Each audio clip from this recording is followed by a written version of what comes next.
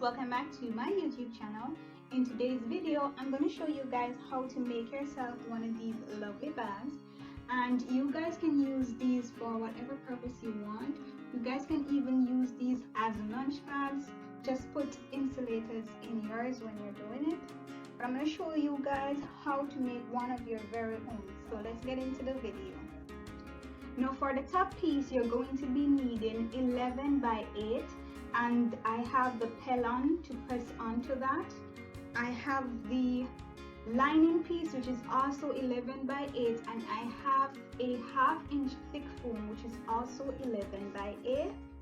I'm going to get the same thing for the bottom section. So you're going to need your bottom section, the pellon, your lining, and it's also 11 by 8, the sponge as well.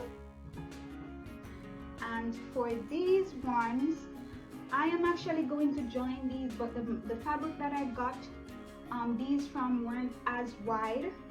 No, I did 2 pieces of the same thing, and these are 18.5 inches long by 7 inches wide, so 7 by 18.5 inches, and I have 2 pieces of those.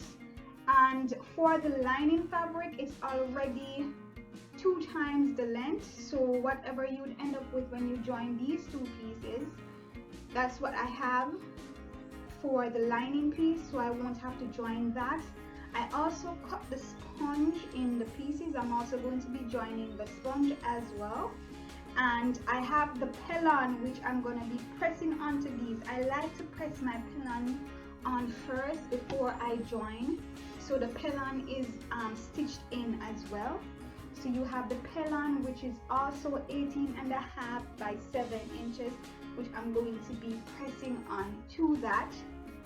Aside from that, I'm just going to be using this 3 inch, so it's 3 inches this way and 8 inches this way, and this is what I'm going to be using to join the middle section and the top together. And then I have the strips that I'm going to be using for the handles. I wanted to blend both of the colors, so this is a way thicker fabric. This is a way thicker fabric, so this one will be like on top like this, and these are 8 inches long. This is 2 inches wide, and this is 1.5 inches. And I'm just going to use that to create a nice strip. And you can see I still have the pellon to go with that, so it will make the strap a little bit thicker. So I'm going to be pressing on the pellon onto all of my pieces that I need to press the pellon onto first. So this is what the pieces look like now that the pellon is pressed on. Bottom, top, and 2 side pieces. So now we're going to start the stitching. So now I'm just gonna go ahead and match up the seams. I'm trying to create like a really nice pattern, so once it's joined it will look, you know, uniformed. Alright, so I'm just gonna give it a straight stitch going all the way down.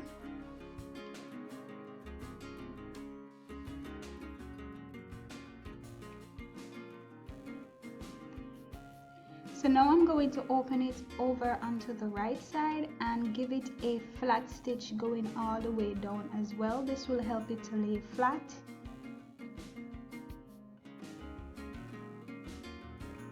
So I'm just trimming up the threads, and this is what it would look like once you are done with that. And it should now be the same length as your lining fabric. So I'm going to take my needle and thread, and I'm going to go on ahead and I'm going to be joining the 2 pieces of sponge together. So you're just going to drive your needle and thread through and through to join the 2 pieces. So this is what it looks like. I went over and did it with black thread so you guys could see it a little bit better. So that is what it would be like. So for the bottom section, I'm just going to be placing the three sections together. So that's the actual outside fabric, the sponge, and the lining fabric. I'm pinning those together so I will be able to give it a stitch going all the way around.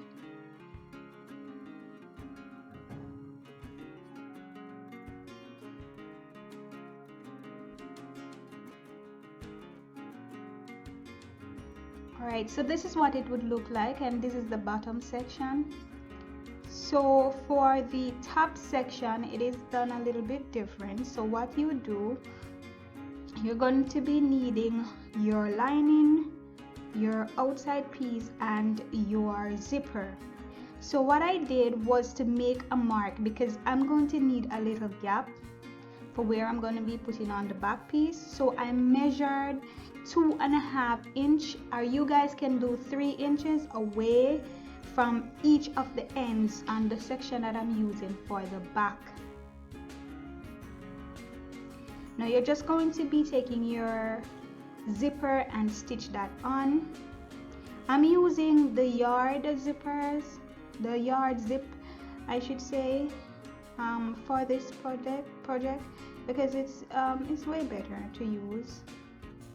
And you stitch going all the way around, and you start from where you put your 3-inch mark and you finish where you have your other 3-inch mark. Now I had separated the two sections of the zippers, so I just pull it apart so I could easily pin down the zipper. I want to pin it down just to have a better control over it, so that's what it looks like, because I'm going to be placing the lining fabric, and of course you're placing it on the right section, so this is what it should look like. And you're going to be giving that a stitch going all the way around. So your stitch would start from where you had made the little mark, so that would be right where you start doing your stitching for the zipper. So once you're done with it, you should have it looking like this, and the little gap will be there, and that's what you're going to use to turn it inside out. Now you're going to be taking your sponge, however, and you're going to be putting your sponge on first. So you can just use a needle and a thread, and you stitch it right around the edge going all the way around, just to hold it in place. So this is what it would look like once you're done your stitching. Now with the little opening, that's what you're going to use to flip it inside out. So you just flip that on over and smooth it out. You want to poke out all of the little edges. You want it to be as smooth as you possibly can get it, because you're going to have to give it a flat stitch, so make sure you smooth all of that out. If you can, get a seam ripper or just about whatever you can get and poke out the edges, and then you go ahead and you give it a flat stitch. Then you go ahead and you give it a flat stitch going all the way around. You want to have the flat stitch, try to get it around say 1/4 of an inch going all the way around. I'm just going to be placing the back section on. So this little piece, I'm going to just fold it 1/4 of an inch and then lay it on that. You don't want it to be more than 1/4 of an inch, but when you're going to be stitching it onto the back, so the way how you do it, you make sure that when you're stitching this onto the back, you can see how mine is, you want the little fold to fall over the zipper just a little bit, so you don't have the zipper section exposed.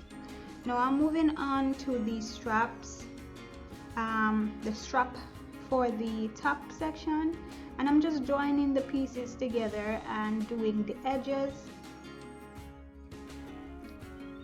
Like I said, one section is a little bit bigger than the other, and that's just to get it to look the way how I wanted it to look, but this is what it would be like. You can just take your seam ripper and pull out a little section so you will be able to turn it onto its right side.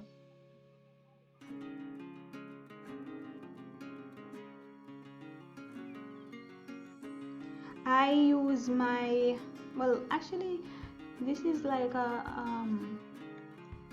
it's a little metal thing that I use to turn over my stuff, and I'm just turning all of that over. Now you can use your seam ripper to poke out the little edges and then go on ahead and give it a flat stitch going around. The flat stitch will help it to lay flat and give it the type of look that you're looking for. Remember, this has the pellon in it as well, so it's a little bit stiff, but you can see what the strap looks like. So you're gonna be taking back your front and your top piece, and you're gonna be pinning that down and stitching that. So this is what it should look like once you've pinned down and stitched down, and you make sure you do it in the middle, so when you hold it like that, you got the support. Now I'm just gonna take the rest of the zipper, that's the other section of the zipper, and I'm putting it onto the bottom section. Now when I'm doing this, guys, you want to make sure that you measure equal distance. So what you can do, find the middle of that section that I just stitched it onto, and you find the middle of the zipper and you put middle to middle, then you stitch it on, so you'll get equal distance away. And of course you put the lining piece on as well, and so the lining piece will be stitched on over on the right side. So that's what it looks like. So you can see the lining piece is on the right side, so when you flip it over like that, it will hide the raw edge. But for now you're gonna be pinning that together, because what you're gonna go on ahead and do is to take the sponge and you're gonna be doing hand stitch with the needle and thread, and just at the top you're going to be putting on the sponge. Then you're gonna go ahead and remove the pins and flip it over. Now what this is going to do is to sandwich the sponge on the inside, so you can pin it down to have better control over it, and then you will be able to go ahead and do a stitch at the bottom going all the way down. And this is what it would end up looking like. So you guys can trim up the little excess sponge and all of that. So what I'm going to do is to take the slider, and I'm just going to be attaching the sections together. So you take one end of the middle section and one end of the top, and you're just gonna use your slider to get them on together. You zip it all the way around. You just want to have an idea of how much you're going to need when you're joining the back section. So for me, you guys can see how it's looking. My back section, I only need to cut off about 1/2 inch on both sides. You try to make sure that it falls in the middle, so you do both sides, and when you join it, this is what mine looks like. What I did was to join it but not join the I didn't join the lining fabric as yet. I joined it first and then I used the lining fabric to just cover it, and that's why I gave it the straight stitch, because I had actually just tucked it in with the needle and thread and then gave it a straight stitch. But that is what it would look like. Now you guys can see the little opening right there, and so the back section there, that's what the little piece would fall right into. So I am gonna go on ahead and put on the bottom section. Now to do this, what you do is to find the 4 corners. So what you would do, I am going to be working from center to center, so I'm going to be finding 4 equal points, and I'm going to stick my pins on all 4 equal points, and I'm doing the same thing to the bottom section. So I find 4 equal points on the bottom sections. I stick a pin and then I put pin to pin. This really helps because this allows you to get a more accurate measurement going all the way around. So once you have done the stitching, this is what yours should look like. Usually I try to trim up the little edges of the excess sponge or whatever, because you're going to be putting a binding around that, and so when you trim up the little excess, it does help. Now when you turn it inside out, this is what it should look like. You should see everything taking shape. So I'm going to go on ahead and I'm going to zip on the top again. I use the slider again, and I zip. This time I pull the slider straight off again because I just want to see what I'm doing. Now for the back section, guys, for me the piece that I cut is very long, so I can fold it in 2. Usually I do it like this because this does help. Like, it makes the little area there, that little joining there, it makes it a whole lot stiffer. So when I fold it directly into it does make it a little bit stiffer. Typically I try to get a little piece of the sponge on the inside of it as well, but folding it in half like that does help. When you fold it down, you guys can see how it's going to look. So what you can do is to use your needle and thread and tuck it. But I put my slider on first before you close up that section, and then I use my needle and my thread, and what I do is to close the 2 little areas. Now when you do this, when you close it, the 2 little areas with the needle and thread, you're able to open it up, so you have better control when you're going to be doing the back section. So now you can just pull it down like that, pin it, and use your needle and thread and give that a good stitch, because that helps you. This is what it would look like when you do the stitch with the needle and thread. It gives you better control when you're going underneath the sewing machine. So when you're gonna give that nice top stitch, it's not shifting around, because these things, they do tend to shift because it is now so bulky.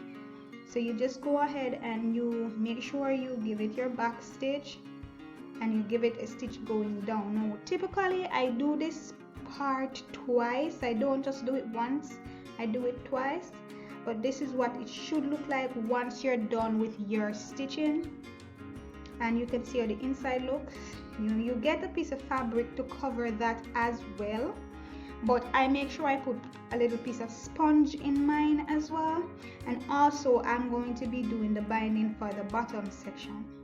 So this is what it actually looks like once everything is done. I've put in a little piece of sponge in there, and I did the binding for the bottom section. Let me turn it out so you guys can see what that looks like. So that is what it looks like. So you can see everything is all done. And like I said, if you guys want to use something like this for a lunch bag, what you can do is put your insulator in. But thank you guys so very much for watching. Let me know what you think about this video, and of course I'll see you guys again on the next video. Thanks for watching, guys. Like, comment, share, and subscribe.